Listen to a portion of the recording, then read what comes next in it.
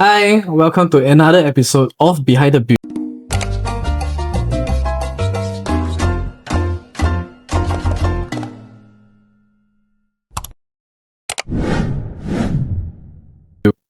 Throughout all these obstacles or even your past life lessons and stuff like that, and all these quote unquote failures that you have gone through, how do you keep yourself motivated and persevere to, like just now you mentioned, because I mean you experience burnout, you experience doubts and stuff like that. So how do you pull through, especially when you have a family to take care? Take it out on them, right? This physical violence is the answer. No, I wouldn't. Drops. Yeah,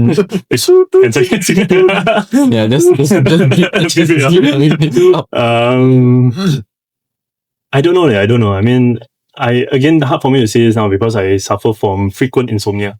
Alright. I will wake up from 2 a.m. to 5 a.m. almost every other night. You know, always the mind is like a engine lah. It just keeps running.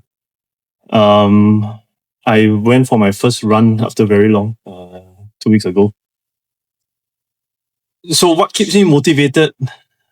Maybe I look at the long-term picture, right? Rather than like, what am I doing now? What keeps me motivated, I think, is just really largely, I feel honestly, is the people that I'm working with.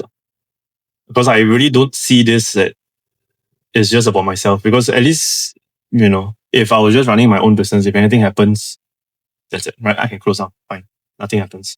But if this one doesn't go well, if I don't make the right decision, one of the things I believe in especially F&B, right, is that if I don't grow, if I remain stagnant, I'm actually dying. Yeah. Especially true, because the moment that you cannot keep up with growing the numbers, right, you stay behind, right, inflation is going to come and wipe you over big time. So I think it's largely therefore my responsibility to make sure that I'm forward planning enough, working the numbers right, careful, deliberate calculations that I'm not over leveraging on, let's say, the salary portion, for example. Therefore in order that I can still keep my staff working here. It's not just their mouth to feed, but their families as well. So what keeps me motivated, honestly, really, when I'm really it's just a couple months ago where we were in very bad positions. The only thing that really kept me going was I need to make this work, not for me, but it's for the people around me as well. Yeah, so to answer your question on that. Okay, so for all the viewers out there who don't know about Jack, yes, he loves reading a lot of books and he gets a lot of inspirational quotes, not just for himself, but also for me and our friends, right? For 16, 17 over years. So do you have any books or any specific quotes from a specific book that you like to share, or is something that you keep very closely to you even until now? I spoke about one earlier, right? 7 Habits of Highly Effective People, Stephen Covey. Foundational, fundamental, one of the fundamental basis, I think, of my entire building up. So those were the 7 points, very, very useful. Mastery by Robert Greene was another one. Just being extremely skillful in what you need to be in. Another one that came to mind as well was The One Thing by Gary Keller. There was just a very simple quote within. If you try to catch two rabbits at the same time, you'll catch none. Right. So in my everyday, day-to-day, right, it's just focusing on that one thing. So every day I tell myself, okay, I just need to get this one thing done. Right. I make sure I do it to the full of my best of my abilities. Then the next thing. Then I zoom out. Okay, within that week, within that month, within that year. I'm very clear, like, where do I want to go? Now, then obviously things will change and I adjust accordingly. So that one thing is also an important concept that I keep in mind. I like to read biographies. I think it's very useful to learn from other people's life.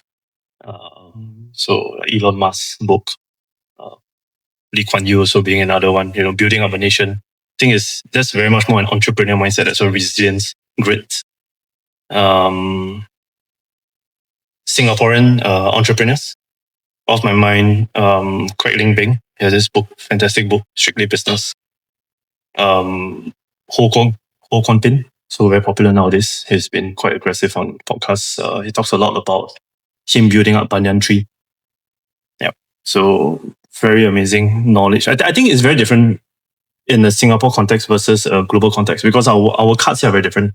We're a small country, we've got no leverage. We only got that much market space to play with. So what I took out of them is that you really cannot think. I think this was from Ho Kwon Pin. He said that if something along the lines that like if you are just looking at Singapore, you'll never survive.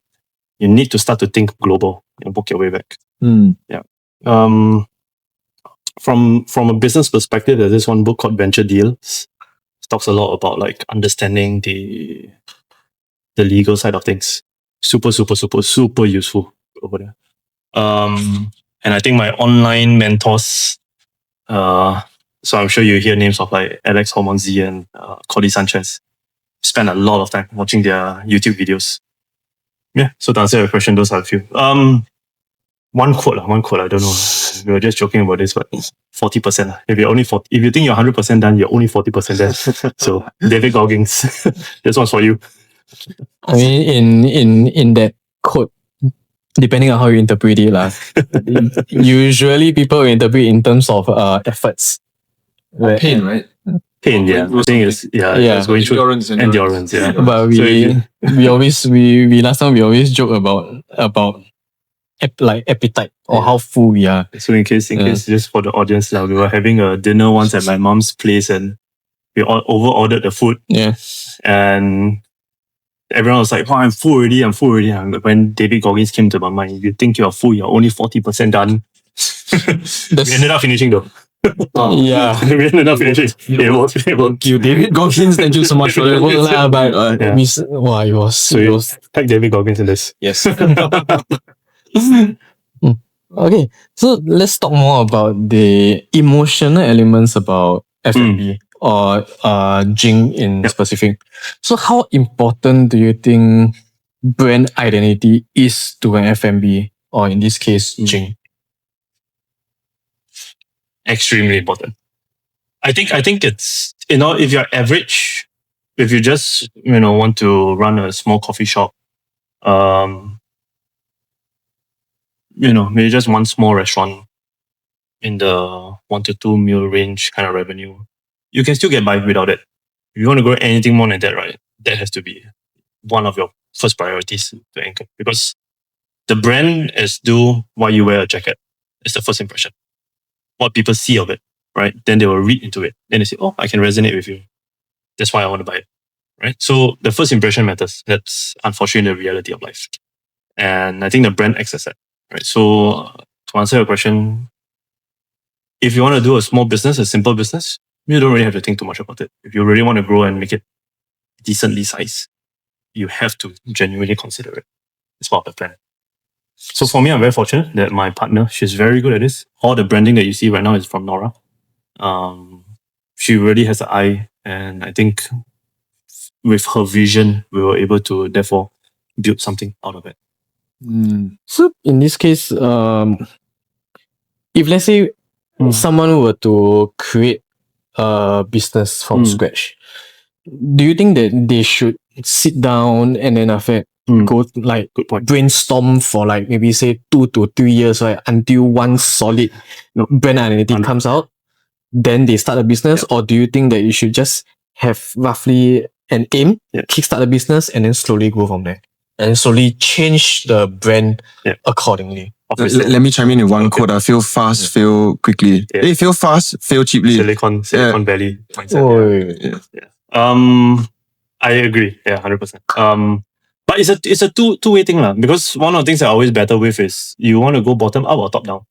Both are equally important. Because if you go bottom up, you don't forward plan, you're going to fail. But if you go bottom up and you just do the work but without planning, you will fail. If you do all the planning but you don't do any work, you will also fail. Yeah, that's right.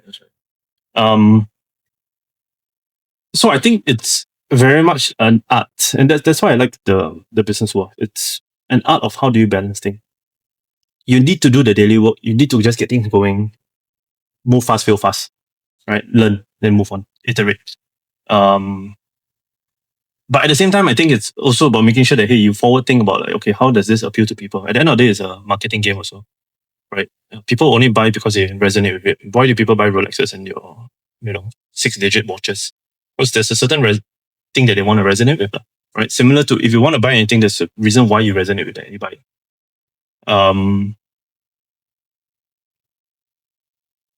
So to answer your question over there, I think if again, what's the end in mind that you have? If I just want to open up a small business and I can get my comfortable salary, 10K a month, no need to think so much lah. Just get going up and going. But if you want to scale it up, anything 7-figure, 8-figure, you have to also think of this along the way. Not at the start, eventually. So you weren't always very clear about this. Like, I mean, a lot of people underestimate the amount of work it takes to even reach your first target before even scaling up. And then, to be honest, not to be honest, from what I see, a lot of people fail during that phase. Yeah. It's exactly that just initial phase where it's 80% of the work, but it's only like 10% of your kickoff. Correct. A lot of people just give up there. Yeah. Not willing to take the pain. It's about having the initial courage to try. So look at this podcast, right? I mean, frankly, you also say that like, you're not seeing the results yet. The keyword is yet, right? But you just keep putting in the grind. Just keep trying. One day, who knows? Just one video might just kick it off. And if you watch all the other, let's use YouTube lah, right? You watch anyone who's successful, they say the exact same thing. They just did it without any expectation that it will work out. One or two of the videos, suddenly they strike big and they realize. So it's compounding element. Oh, so the one thing talks about it is it's all compounding. Albert Einstein says it's the 8th wonder of the world. Another quote. There's one online quote. If you get caught doing it, it's awkward for you. But if you continue doing it while you got caught, it's awkward for them. So don't stop and keep going. 100%, yeah. No, I agree. Absolutely. Yeah. Yeah, I still remember you always what you told me last time is something like most businesses will I mean you have fail within the first 5 years. Statistically lah. Yeah. Then if you can survive through the initial 5 years, right, then that's when generally things will start picking. The whole bamboo analogy as well, right? Bamboo takes 6 years growing underground, then one fine day it suddenly just shoot ups. But I have seen some business owners smooth sailing their entire journey, no problems. Have you seen? Luck is a big factor in business. Yeah. You cannot eliminate it. Have you seen people like that? Of course, yeah. Some people just naturally have that. But also I would say, while luck is an important factor, that's basically the things that you cannot control, right? Right. That bopian. Like, for example, if now kena COVID, nobody can dine out, I bet luck lah. Right. But when luck is present and if there's an opportunity come up, are you prepared to take that? Right? Have you done the work to make sure that you are able to hold up to it? That's also important. So again, I art behind it. I feel. So to answer your question, my luck unfortunately not so good. Hi, don't say that. Hopefully after today appearing on this Behind the View podcast, some luck will rub off over. You see your luck not good, but you see bamboo analogy. Yes. What, 6 years and then suddenly one unicorn boom right. and then come absolutely right. I will let you know if once I get there. Yes. we will get there. We'll get there. Okay, so in terms of brand identity, brand element, like you say, is important, right? Yeah? And within brand identity itself, yes, first of all, you have your logo, your product collaterals, and even for interior spaces, your atmosphere, because you also mentioned, the lighting, how it changes the ambience, right? Yep. And also because this podcast is also about design, arts, and entrepreneurship. Yep. So we'll have to touch in terms of the design aspect also.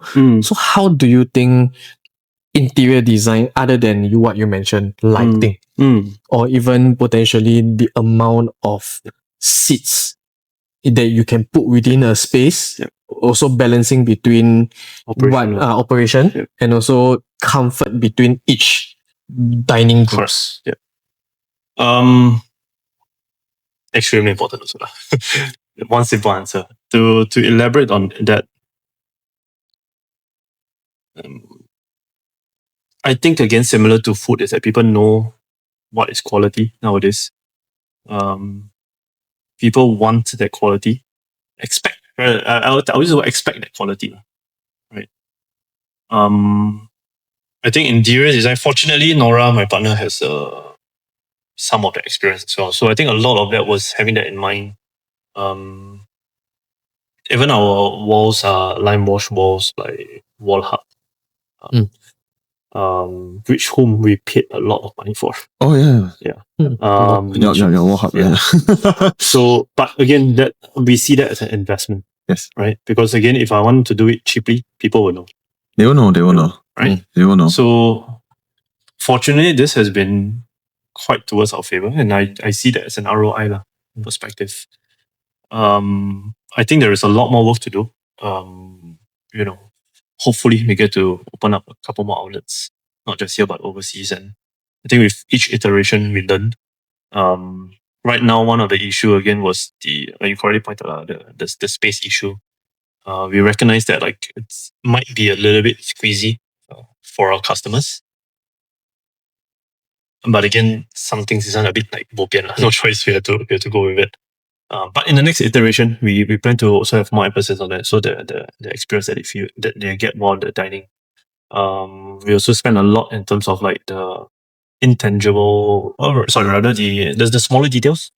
So spending a bit more money on flowers. Because we have a little bit of a Chinese floral theme to it. Right. So we got actual flowers, but we obviously can't get real flowers, right? We're not St. Regis or Capella. So we spend a bit more money, however, to try to get ones that look as realistic as possible and still have that pleasant feel behind it. So to answer your question, yes, very important. It's part of one of the key considerations when trying to scale up. So we did the rebrand and the rebuild, right? So what is the major challenges you face during the construction time of it, or even during the design time? I'm sure you guys put your ideas together with a designer and you try to get them to bring it to fruition, right? Yeah. And of course, the builders who had to turn those drawings into something tangible. So what are the major challenges you face? We would like to know from our clients' perspective. So please, I didn't please do have a share. very good experience. No, it's I think your industry. It's not easy, right, to make everyone happy. It's not easy. The thing is, I understand as well, but it's always two sides of the coin. In our case, we delayed the whole renovation for 10 months. FMB. My rent is 5 figures. Oh my god. 10 months make it 6. There were there were multiple stakeholders who were obviously responsible for that, right? So I wouldn't just say it's whose ever fault it was. But I think from that note, yes, it's very challenging, right? The design process, ideation to designing, doing the work. In fact, it was alongside with me as well when we were doing that phase. So it's Peter's fault. No. I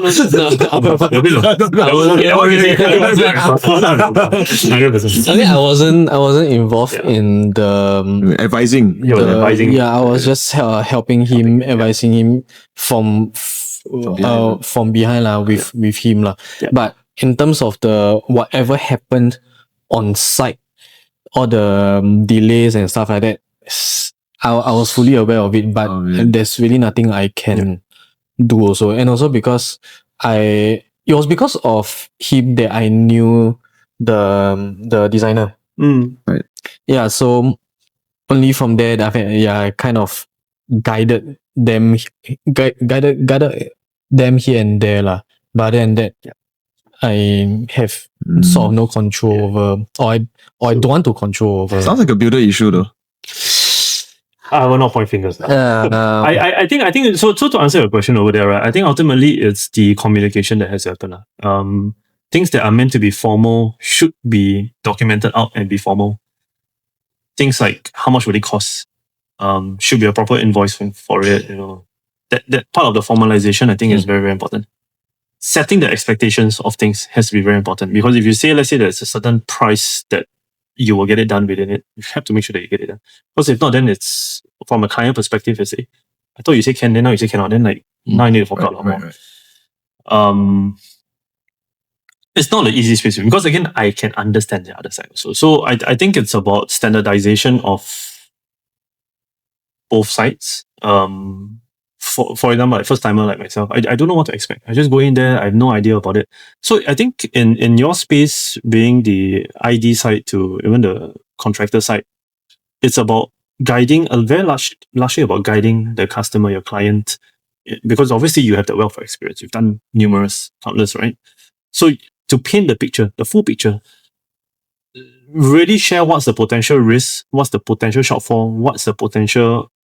All the negative side should be placed on the table at the start of things. That's right. So that when along the way, when things cock up, you can say that, hey, or rather, at least the client side will know that, hey, yeah, this person told me about it before. Okay, now we have to go contingency plan, right? How do we solve this? Rather than me going in expecting 100%, but every step of the way somehow a problem comes up, and then be like, huh, I thought you should know all this, Yep. right? So, yeah, to answer your question, I think it's a hard space to be in, lah, right? Okay. I'm not saying it's you. I'm not saying it's you. Okay, but these things has happened to us because the client refused to let us to go and see the site. So we just give a quote based on his pictures, the video, and then I think physically is still extremely because important. Because if I'm physically present, I can tell you, hey, maybe your ceiling height might affect all these things. Then we got to move, and it's going to cost a lot more. I'm sure a lot of these things happen. I think it's about. I mean, at the end of the day, if you think that it's really, really important, right? Then as part of your SOP also, right, you need to ensure to say that like, I need to make sure I go down and see the physical site. Then I can properly advise you. Because I think if I'm on the client side also, if the idea or contractor want to come down and see, I will go and see lah. I mean, like if you think it will help. Mm-hmm. So I don't see. Maybe I don't even need to be there lah. Do you want to just go like give me the code, right? Just go in. Yeah. Okay. So the other side to that story is, hey, why is it so expensive? I said there are some potential things that might happen. Yeah. Oh no, the other guy gave me cheaper. Yeah. So I called him 3 months later. Yeah. Actually you are right. There were a few things that I'm like. I mean, this one unfortunately, I feel like some people, I call it the 3 equation. Right? You want fast, you want cheap, you want good. Yeah, choose 2 only, Choose right? 2, yes. So you want all 3, not realistic lah. Right. I feel like there's going to be that particular demographic of customers, no matter where, that will want all 3. Right. But I think eventually, hopefully, you get to serve a particular clientele that recognize value not for money, but value for other things as well. And is willing to pay the premium for it. Yeah. So, I mean, maybe this is why one of the good things working with a high net worth is that it's not about cost, it's about what value you provide. Yeah, that's right. And they're willing to pay the cost for the value. So there's this equation, right? Amount of money and amount of effort equals client satisfaction. Amount of money over amount of effort times time or something. Do Excel yeah. So like, if I could tell you, right, okay, you don't even have to come down. Just come maybe 3 days before and then set up the place. That's the certainty that our clients pay us for. And even for F&B, we turn over very quickly. Yeah. The last restaurant I did was 3 weeks. Yeah. Oh, wow. Yes. So over here at found you. Thank you. Next I'll one. look for you for a minute. Yeah. Over here we do things fast and good. Okay. So you know. Something's due free. Something's due free. So better than cheap. Okay. Better than cheap. Fair. Yeah, so we'll put all of Jing's and Jack's collaterals in our description below. And thank you for watching today. If you like what you have seen today, please give us a like, share, follow, and subscribe. Thank you very much. Thank you. See ya. Bye.